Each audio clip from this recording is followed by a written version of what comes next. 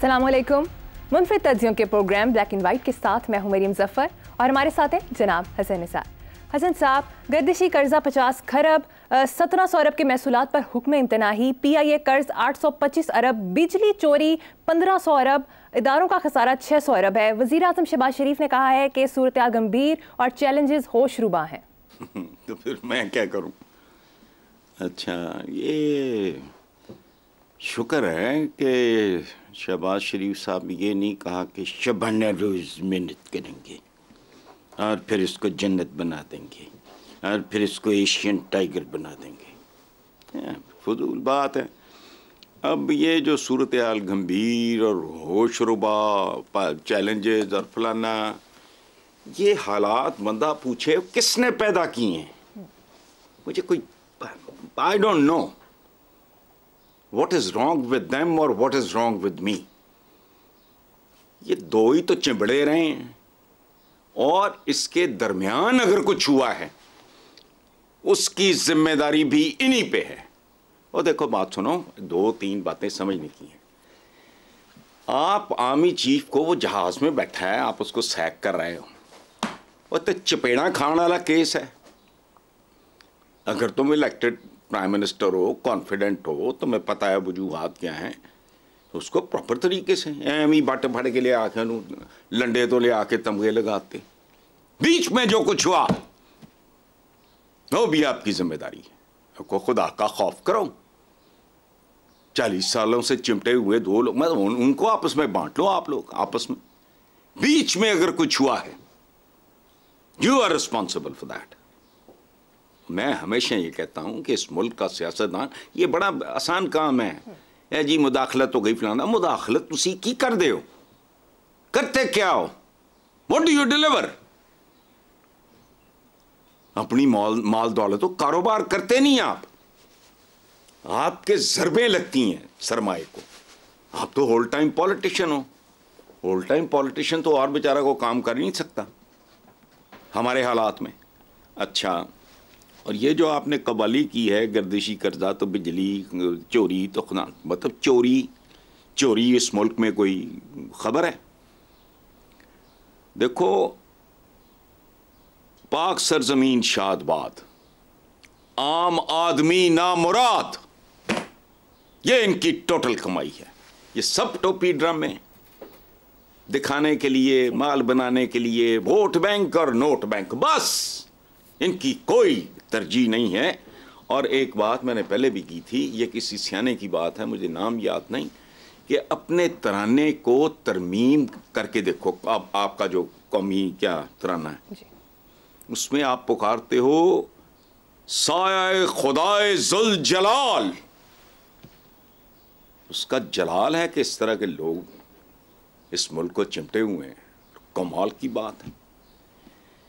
ये इसको जुल कमाल कर दो, शायद कोई पता नहीं, आई डोंट नो कि इससे कोई फर्क पड़ेगा नहीं पड़ेगा। लेकिन मुझे ये, जब मैंने पढ़ा था कई साल पहले, मैं सोच में पड़ गया था कि अगर लफ्ज़ों का कोई तासीर होती है, कोई असर होता है, तो शायद ये बददुआए हुए इन लोगों से हमारी जान छूट जाए। कबाली में तो ये हो गया, वो हो गया, क्या रोज का रंडी रोना है? रंडी बेवा को कहते हैं जी। तो बेवकी का आलम है पूरे मुल्क में। इसलिए ये महसूलात पर फलाना मत होता, चोरी चकारी। बर्फ पिघलती है जैसी, अगर जहरीली होगी तो नीचे तक जहरीला पानी आएगा। इन लोगों ने मुल्क की इकॉनमी को छोड़ो, अखलाकियात बर्बाद की, उसके नतीजे में इक्तिसादियात बर्बाद हुई। ये कहानी समझ नहीं आती, चूँकि ये बिल्कुल इनकी सूरत हाल होती है वो क्लैरिकल किस्म की, उसी 2+2। ये कहानी गवर्नेंस और चीज़ है। चलें आगे। हसन साहब, आपने बर्फ़ पिघलने की बात की। पहले विफाक और खैबर पख्तूनख्वा सूबे में मुज़ाहमत का तासुर मिला। अब प्राइम मिनिस्टर और चीफ मिनिस्टर अली अमीन गंडापुर की मुलाकात के बाद मुफाहमत का दरवाज़ा खुलता महसूस हो रहा है। आप मुज़ाहमत और मुफाहमत को किस तरह से देखते हैं? नहीं, किस तरह से नहीं, हम आप जब ज़िंदगियाँ गुजारते हैं तो वो मुफाहमत और मज़ाहमत के दरमियान का नाम है ज़िंदगी। इंसान तो पैदा होते ही मरना शुरू कर देता है। हम बर्थडेज मनाते हैं। उसी एक आदमी की मौत का प्रोसेस उस वक्त शुरू होता है जब वो जन्म लेता है। वो मरना शुरू कर देता है। 60 में मरे, 70 में, 80 में, 100 में, 110 में, 120 में। अच्छा देखो बात सुनो, जिंदगी क्या है, किस किस bang bang. I was a school going student. हमें इंग्लिश मूवीज़ की आदत हमारे वाले लेके जाया करते थे, बड़ा बॉक्स रिजर्व होना, ये वो सारा तो पड़ी हुई थी। मैं मेरा ख्याल 6ठी 7वीं में हूँगा, लायलपुर में एक फिल्म रिलीज़ हुई, किस किस बैंक बैंक। उसका वो जो सिनेमा ओनर थे उन्होंने तर्जुमा बड़ा मज़ेदार किया। उस ज़माने में टांगा उस पे रख के ना, वो टांगियां थे, वो बोर्ड ला के थे, वो शहर फिरते होंगे सी। तो उन्होंने उसका तर्जुमा किया था अंग्रेजी फिल्म किस किस बैंक बैंक का, चुम्मी चुम्मी ठाठा। अब जाती जिंदगी में ये दोनों चीजें, चुम्मी चुम्मी ठाठा, ये साथ साथ चलती हैं। कभी जप्फी जप्फी, कभी टुड्डा टुड्डा, कभी चुम्मी चुम्मी, कभी ठाठा। हर रिश्ते में देख लो तो ये चलता है, नॉर्मल बात है। जिंदगी इसी चीज का नाम है, चुम्मी चुम्मी ठाठा। अब देखो ना आसफ जरदारी और ये अपना ये शरफा, जर और शर का मिलाप देखो, कभी अंतड़ियाँ निकाल रहे हैं, कभी जफ्फियाँ डाल रहे हैं। अब क्या करें, ये चुम्मी चुम्मी ठाठा नहीं है। आप लेके बैठ गए हो अली अमीन गंडापुर को, वो ठीक है, कोई शर्म हया नहीं, गाली एक दूसरे को देते वक्त भी नहीं शर्माते, एक दूसरे की खुशामद करते वक्त भी नहीं शर्माते, एक बस छोड़ो। ठीक है, जिंदगी इसी का नाम है, बहुत खूब फरमाया हसन साहब। दूसरी तरफ तहरीक इंसाफ के रहनुमा बैरिस्टर अली जफर ने कहा है कि सुन्नी इत्तेहाद से इत्तेहाद का फैसला दुरुस्त नहीं था। इमरान खान से पूछा तो जवाब मिला, वादतुल मुस्लिमीन से इत्तेहाद का फैसला तब्दील नहीं किया, ये हमारी गलती थी। मिसकम्युनिकेशन कहाँ और कैसे हुई कुछ पता नहीं चला। तो इसमें कौन सी ऐसी बात है? दुनिया की तारीख में मैं तो किसी को नहीं जानता जिसने गलती न की हो। बड़े से बड़ा आदमी आइंस्टाइन सारी ज़िंदगी वेला रहा है, एक दो काम उसके क्लिक कर गए। इस तरह न्यूटन, बाकी सारी ज़िंदगी क्या है? देखो गलती करना जुर्म नहीं है, इंडिविजुअल्स भी करते हैं, हम जैसे आम लोग भी। गलती को दोहराना, देखो अब अल्लामा इकबाल, उनकी भी डिवोर्स हुई थी, उनका एक बेटा है आफ्ताब इकबाल, उसका पता नहीं जिंदा है मर गया बेचारा, वो कोई किसी को फिल्म ही नहीं। तो इतना सेंसिबल आदमी, इतना इंटेलेक्चुअल दानिश्वर आदमी, तो क्या हुआ एक रिश्ते का अंजाम? तो गलतियां होती हैं, रिपीट करना वो ज़रा अहमकाना बात है। बाकी ठीक है, ये इतने बड़े चंगड़ खाने में इस तरह का धंधा भी गंदा, उसमें गलतियां हो जाती हैं और थोड़ी हुई हैं। इतनी लंबी फहरिस्त है। एक बात मैं आपको बताऊं, ये अभी जब आप शहबाज शरीफ की बात कर रहे थे मेरे जहन से फिर वो बात निकल गई। एक बात बताऊं कि ये जो भी गर्दिशी कर्जे, तब मर्चे गर्दिशी कर्जे जो हैं, ये कौन है इसके पीछे? और याद रखना, इस मुल्क के दानिश्वर को, सियासी दानिश्वर जो बनते हैं, उनको कख समझ नहीं। देखो जब इमरान खान पॉलिटिक्स में आया, एज कई साल कम, वर्ल्ड कप नया, शौकत खानम नया, किसी ने घास नहीं डाली। वो इमरान खान इन लोगों से, लोगों की, अवाम की नफरत की पैदावार है। बात समझने की कोशिश करो। और अगर पिछले इलेक्शन में ना वो जिन्होंने कहते हाथ पवाना किसी ने पवाया, तो पहले क्यों नहीं पवाया हाथ? आप उसको कहते हैं ना कोई हाथ पवा दे मैनू, जिन्हें खुद भी पंड चुकन का जिदिष्ट होता है, तो उसी हाथ पवाते हो। पहले क्यों नहीं इन्होंने इमरान खान को हाथ पवाया? Because he was not viable. Imran को अगर उन्होंने फैसिलिटेट किया है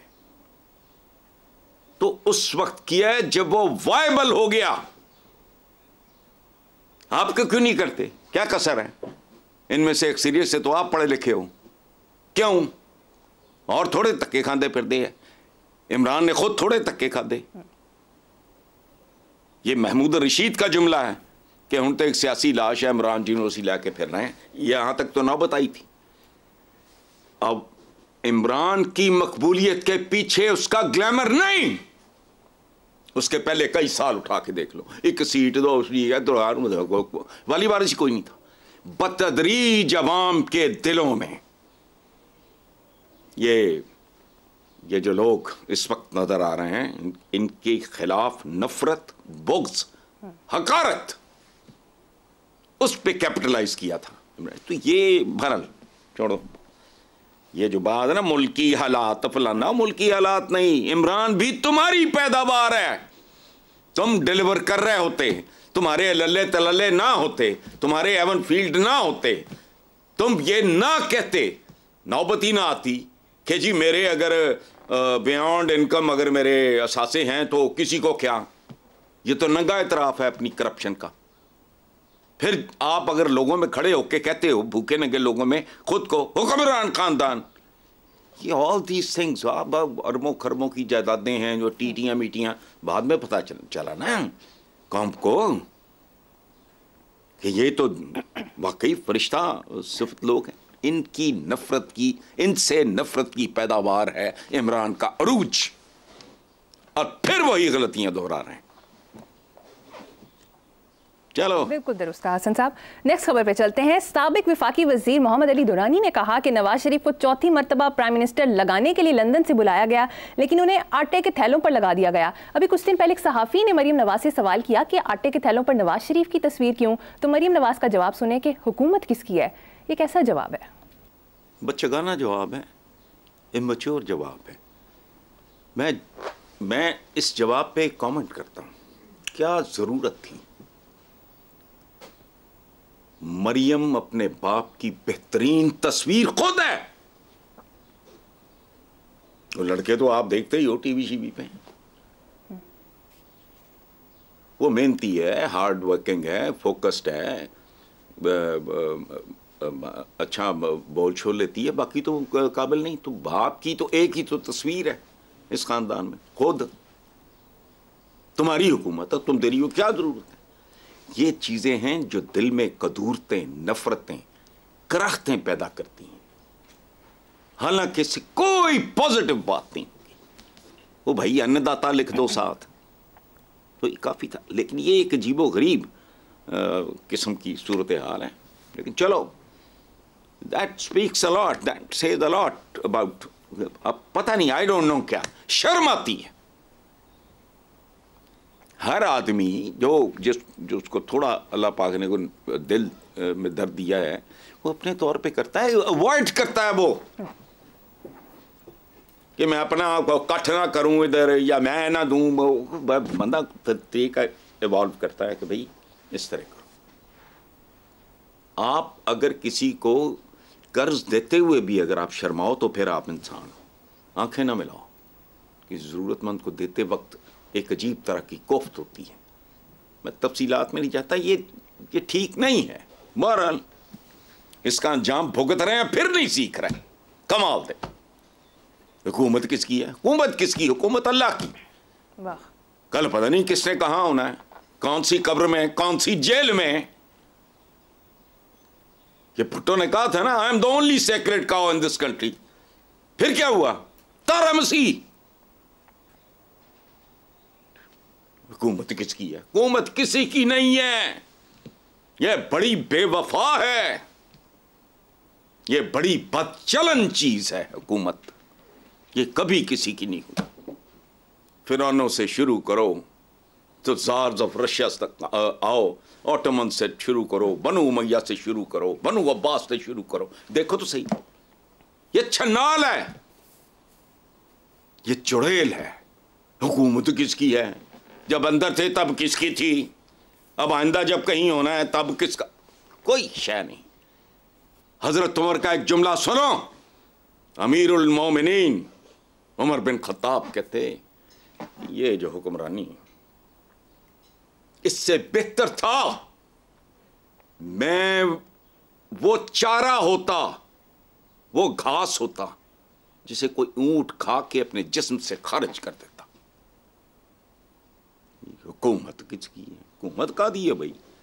को अंदर है, को बाहर है, को अगे हो। आप ख्वाजा आसफ ने बड़ी अच्छी एक बात की थी कि जब हम इक़्तिदार में होते हैं तो पुलिस आगे आगे, बाहर होती है तो पुलिस पीछे पीछे। तो मैंने उस पर तबसरा किया था कि होश ही कर लो, इस गंद च जरूर पैना है तुसी। आप आगे आगे ना लगाओ, तुम्हारे पीछे पीछे भी नहीं आएंगे। खत्म, नॉर्मल खूबसूरत सी जिंदगी। उधर लिफ्ट में सदर फंसा होता है या जो भी है वो स्कैंडिनेवियन कंट्रीज में से किसी एक का, तो लोगों से प्यार से मिल रहा था ये वो। तो एक लोकल ने हम जैसे किसी विजिटर से पूछा, उसने पूछा कि ये कौन था, तो उसने ऐसे कहा, आप प्रेसिडेंट या जो भी है, खुदा की कसम, ऐसे कहा जैसे कोई कहे मेरे वालिद थे, ये मेरा बाप था। इधर टके की औकात नहीं होती। और बात सुनो, चलो चलो यार, बेजारी जी। अच्छा साहब, दूसरी तरफ पाकिस्तान का सबसे बड़ा IT city Nawaz Sharif IT city 853 एकड़ पर लाहौर में तामीर होगा। वज़ीर आला पंजाब मरीम नवाज ने मंसूबे की मंजूरी दे दी है। मंजूरी देना कौन सा काम है, हुक्म देना भी कोई काम नहीं। ये कर दो, प्रपोजल तैयार हो गया, मंजूरी दे दो। लगता क्या है को आइडिया फ्लोट करने में, फिर उसको मंजूर करने में क्या लगता है? पहले मुझे ये बताओ। जैसे मुझे अपने कैरेक्टर से, अपने किरदार से नफरत है। लालपुर को बना दिया तुमने फैसलाबाद, क्या लगा तुम्हारा? वो गैंग फैसल को अगर उनको कोई खराज तहसीन पेश करना था, कोई छोटा सा खूबसूरत शहर बना देते। नवाब शाह को बेनज़ीराबाद, किस टाइप के लोग हैं? मॉल रोड को शाहराए कायद आजम, आज भी कोई नहीं कहता। डेविस रोड को पता नहीं, सर आगा खान, सोयम चौहरम, पंजम रोड। क्या है, तुम तारीख को डिस्टॉर्ट करते हो। कृष्ण नगर को इस्लामपुरा कह के वहां के रिहायशियों का कोई मयार बुलंद हुआ है, किरदार बुलंद हुआ है? नहीं हुआ। इसी तरह की ये बात है। अब आईटी, अच्छा कर्ज उतारो मुल्क सवारो, लो निंती आज तक भुलता ही नहीं। कमीना जो आदमी है, मैं भी जज्बाती होकर पैसे देते। इन्हीं चीजों के गुस्से हैं जो मैं निकालता हूं। मैंने भी, आई नेवर लाइक दम, लेकिन मैं कह यार ये बड़ी, वो पता नहीं नाजी साहब ने आइडिया देता है, वो किधर गया कर्ज? वो तो अब संभाला नहीं जा रहा। कर्ज उतारो मुल्क संवारो, डॉलर खा गए लोगों के, सीज कर दिए। पीली टैक्सी हैं, किधर है पीली टैक्सी? इनकी किसी चीज में बरकत नहीं, चूंकि बदनीयत होते हैं। कहां है पीली टैक्सी, बताओ मुझे। वो तोप है। एक कल्चर वो आता, वो एक सिलसिला, उसमें कंटिन्यूटी होती है ही नहीं। चौंगे मांगे, फिर आशियाने, केड़े आशियाने हुए? ये असी को मतलब को चिड़ियां तोते हैं आशियाने। हुण जेड़े 6-6 हफ्ते घर बनने, वो घर होने हैं। खुदा का खौफ करो। दानिश स्कूल, केड़ी दानिश? स्कूल दा दानिश नाल कोई ताल्लुक नहीं हुंदा। स्कूल तालीम के लिए होते हैं, दानिश खुदा देता है। बेशक ये रब्बुल इज़्ज़त का गिफ्ट होती है जो सदियों में एक आध को नसीब होती है। जैसे बाबा बुल्ले शाह, जैसे गालिब, जैसे बड़े साइंटिस्ट वगैरह। दानिश, इसको विजडम कहते हैं। चपड़ कनाती हो, Danish. School is a school, college is a college, university is a university. नहीं, लैपटॉप, अच्छा भी की लैपटॉप, ये फुलियां बन रहे हो, को टॉफियां बच्चियां जी बन रहे हो। तो ऐसी लातादाद मजाइया फिल्में। उनमें एक और फिल्म का आईटी सिटी, वो केड़ा आईटी? ये एक जीनियस है, आईटी जीनियस है, सैफ, उमर सैफ उसका नाम है, शायद इनके साथ भी वाबस्ता रहा है जी। उसका था कि हमारे पता नहीं कितने हजार निकलते हैं, लेकिन उनको आता जाता कख नहीं। तो ये तो हाल है। छोड़ो, एक और ड्रामा, एक और नौटंकी। हसन साहब, नेक्स्ट खबर पे आते हैं। वज़ीर आज़म शहबाज शरीफ ने यूटिलिटी स्टोर का अचानक दौरा किया। उनके साथ वज़ीर दिफा, वज़ीर खारजा के अलावा 3 वज़ीर और भी थे। वैसे कि वज़ीर खारजा, वज़ीर दिफा यूटिलिटी स्टोर पर क्या करने आए थे? भाई सौदा लैन आए होंगे, गरीबां दे बाल ने, बुढ़ियां ने पर्चियां दित्तियां होंगियां, मेरी तबीयत खराब है, मैं तो ग्रोसरी ली नहीं जा सकती। इन्होंने अपनी कैबिनेट गल की होगी, यार मैं कुछ घर का सौदा सलफ लेना है, गरीब मुल्क का गरीब जो प्राइम मिनिस्टर है। तो वज़ीर दफा तो वज़ीर खारजा ने भी किया होना, वो याद आ गया, सर जी साड़ी जेब च भी ਤੁਹਾਡੀ ਭਾਬੀ ने ਤੁਹਾਡਾ सुधा लेने गए होंगे, सफ़ेद पोश गरीब लोग हैं, इसमें हैरत वाली कौन सी बात है? पाकिस्तानी वहाँ जाके अगर धक्के खाते हैं तो मेरे सुरखाबते पर लग गए, सौदा लेने गए होंगे। वैसे हसन साहब, पिछले दिनों मरियम नवाज ने भी ऑफिस से अपने घर जाती उम्रा जाते हुए अचानक जौहर टाउन रमज़ान बाज़ार का दौरा किया। ये अचानक दौरों की वजह क्या है? देखो, दौरे मुख्तलिफ़ किस्म के पड़ते हैं मुख्तलिफ़ किस्म के लोगों को, तो हर दौरे के पीछे अपनी वजूहात होती हैं। मुमकिन है मुलाजमा ने लिस्ट दी होगी कि बाजी तुसी दफ्तर जा रहे हो, वापसी तो सौदा लेंदे आना, बता तो दिया तुम्हें, क्यों? उससे ज़रा एक फील भी आ जाती है कि अच्छा ज़रा अवामी टच। वो किसी चमचे ने नहीं कहा था इमरान खान को, must be touch, Awami touch. छोड़ो यार, ढंग के सवाल पूछा करो। ठीक है हसन साहब, मैं यहाँ पर एक ब्रेक लूंगी, देखते रहिए black and white. Welcome back. Hasan साहब, फैसल वाविदा ने एक टीवी प्रोग्राम में कहा कि जरदारी ने मुझसे कहा कि मैंने अपनी डिक्शनरी से दुश्मनी का लफ्ज निकाल दिया। डिक्शनरी जो काट देता होएगा, ये जैसे मेरे पास नहीं हो, ये कोई लफ्ज में ऐसा हो जो अनवांटेड हो तो मैं उसको लगा देता हूँ। ये जो मेरे सामने पड़ा होता है पलंदा, तो वो दुश्मनी से निकाल दिया होगा। दुश्मनी की जो दुश्मनी जो होती है वो उसकी जगह डिक्शनरीज में नहीं होती, दिलों और दिमागों में होती है। और एक बात याद रखना, ये लुच्चों लफंगों अठाई गिरों का काम है, गोली मार चुरी मार फलाना, ये नहीं है। याद रखना, जितनी किस्में हैं इंसान की उतनी ही किस्म है दुश्मनी की। जिस तरह हमारे थंब इम्प्रेशन या फिंगरप्रिंट्स नहीं मिलते, ये रेटिना हल्के ये सॉकेट वगैरह, ये ज़बान के बारे में पता लगा है कि वो हर इंसान की ज़बान की सतह मुख्तलिफ होती है, जैसे ये आपस में नहीं मिलते, इसी तरह जितने इंसान हैं उनमें से हर एक की अपनी अपनी किस्म है। एक बहुत मशहूर हिकायत है कि किसी को रीछ उठा के ले गया, इसमें विजडम है, उसने उसका इंतकाम बहुत ही भयानक, तो उसने कोई जख्मी किया होगा उसका या फलाना, उसने उसके पांव चाटने शुरू कर दिए रीछ ने, वो हमेशा हमेशा के लिए मफलूज हो गया। वो आदमी था या औरत थी ये पता नहीं, वो मैं हिकायत है एक मौलाना रोम की है शायद, पांव चाट चाट के मफलूज कर दिया। दुश्मनी की किस्में होती हैं भाई, तो इंतकाम का मतलब को गोली मारना, छुरी मारना, चाकू मारना, ये करना वो करता नहीं है। इंतकाम तो ठंडा इंतकाम भी होता है, कहते हैं कोल्ड ब्लडेड मर्डर। पानी बंद करके नहीं, पानी पिला पिला के मारना भी, देखते जाओ। जरदारी साहब ने कह दिया होगा, उन्होंने दुश्मनी का लफ्ज एक खास रिवायती मानों में इस्तेमाल किया होगा। आने वाले दिन हर सवाल का जवाब दे देंगे, हम तो हमें टेवे शेवे मारते हैं ना। चलो, आने वाले दिनों में पता चल जाएगा। हसन साहब, आगे चलते हैं। सोशल मीडिया पर वायरल वीडियो में शेर अफजल मरवत ने अपने मुमकिना कत्ल के हवाले से मरियम नवाज पर मनसूबाबंदी का बगैर किसी सबूत के इल्ज़ाम लगाया है, और ये भी कहा है कि मेरा ख़ानदान कबायली दुश्मनियों का शिकार है, पठान दुश्मनियाँ बहुत देर और दूर तक चलती हैं। आप इन इल्ज़ामात के बारे में क्या कहेंगे?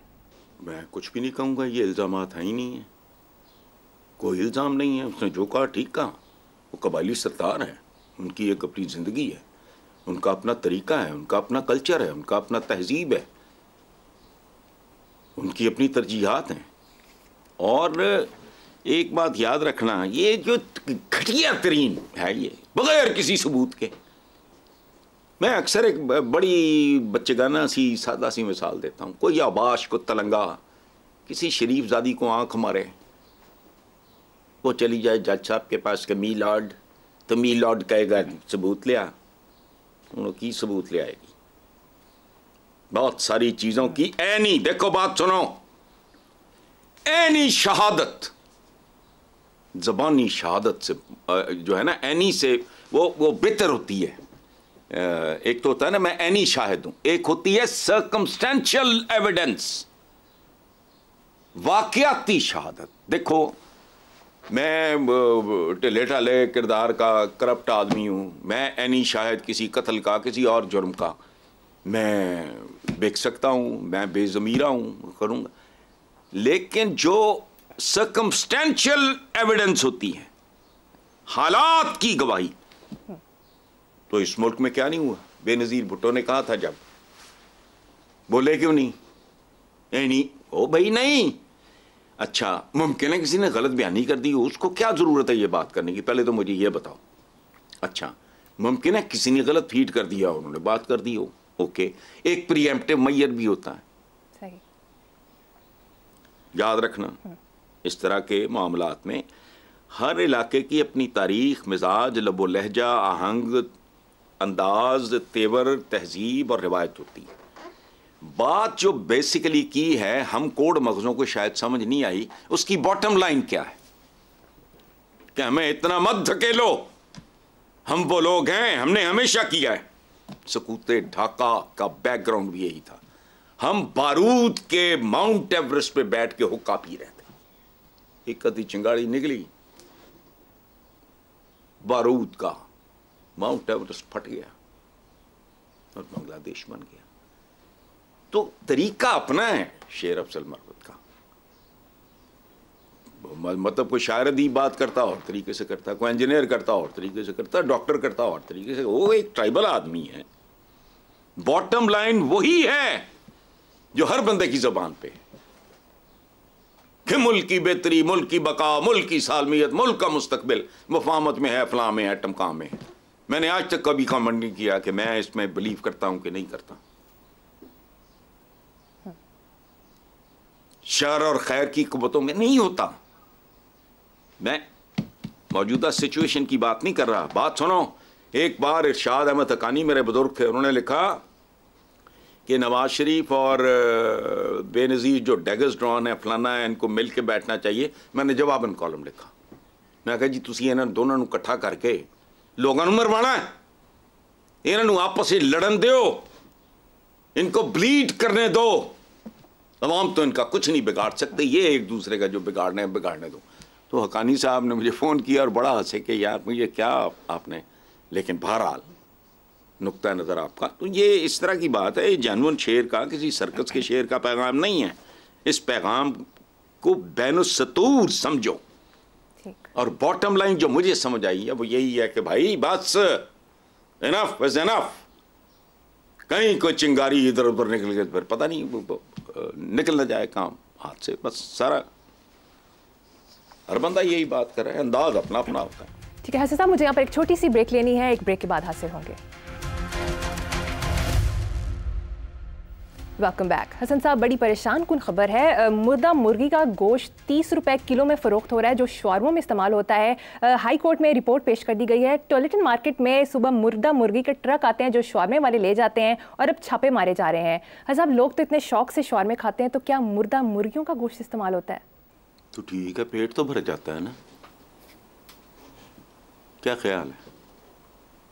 जो भूखे बच्चे पिछले दिनों मार के कौम के नाम एक रुक्का लिख के, उस बंदे ने पहले अपने बच्चे मारे, फिर उसने खुद को मारा और कौम के नाम एक प्यार भरा पैगाम छोड़ गया।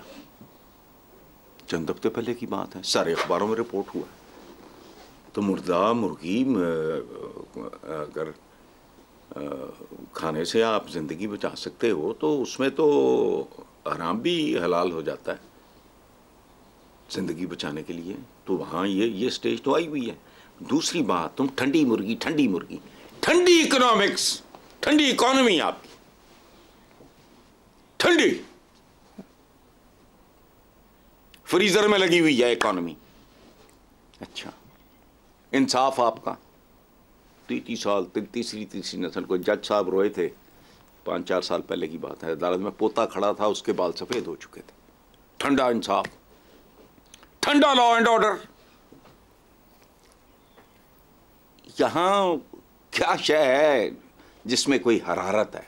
जमीर ठंडे, तोल नाप तोल ठंडा। मुल्क का नाम इस्लामी जमहूरिया पाकिस्तान, लेते क्या हैं कर्जे और देते क्या हैं सूद। यानी हाईएस्ट लेवल पे सूदी कारोबार है मुल्क का। ये क्या है? ये ठंडा पानी नहीं है। सो इस मुल्क में हर तरफ ठंड प्रोग्राम चल रहा है। और कोई बात नहीं, अगर मुर्गी खाने से शौरमे का शौक पूरा हो रहा है तो खाने दो इनको।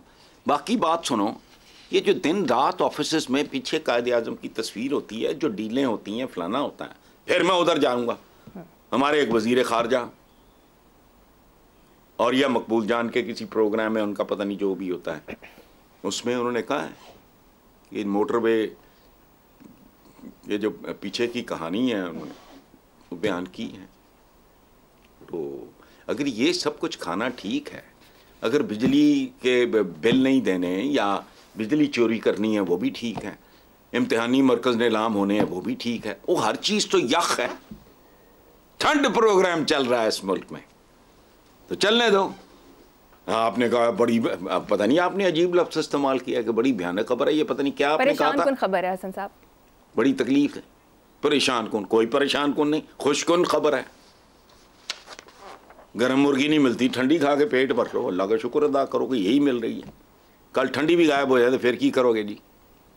कब प्रैक्टिकल बात किया करो। हम बहुत जा पहुंचते हैं बातों बातों में, यूं होता है सारी आपकी टर्मिनोलॉजी झूठ पे चल रहे हो। लंडे की सोचे लंडे के कपड़े, ये आपकी अक्सरियत का हाल है। खत्म।